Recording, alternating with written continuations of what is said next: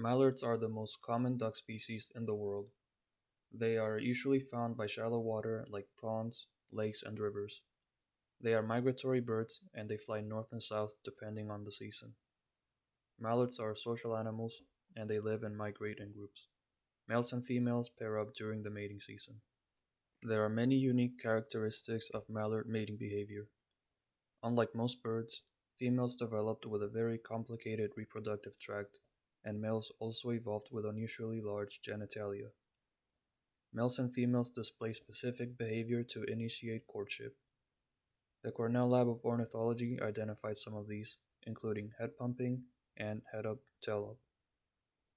Despite these behaviors, many times a male, or drake, will force himself on a female. The act of mating can become violent and sometimes may result in injury to the female or even drowning and death. One of the reasons for this aggressive mating behavior is the skewed ratio of males to females, with there usually being more males than females in a group, causing males that are not paired up to mate forcefully. It's been suggested that the unusual morphology of the female reproductive tract evolved as a countermeasure to these forced copulations. Urbanization has had mixed effects on the mallard population, but overall they have managed to thrive in some urban settings.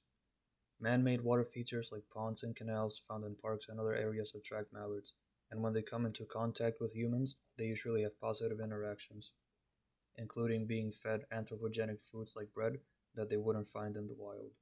One study even found physical differences between urban mallards and rural ones.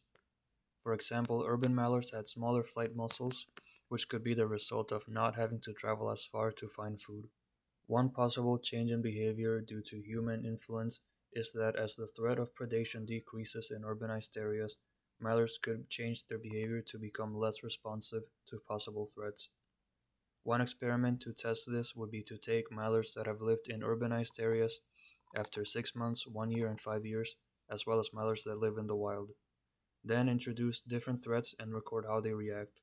The prediction is that the ones that have lived in urbanized areas for longer will react slowly, while the ones that live in the wild will react more quickly.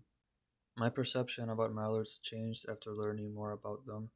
I didn't realize how unique they were among other water birds, especially in regards to their mating behavior. I also began to consider the interaction between them and humans. We see them everywhere, but we may not realize that by relying on man made habitats and being fed by humans, it may affect their fitness in a negative way.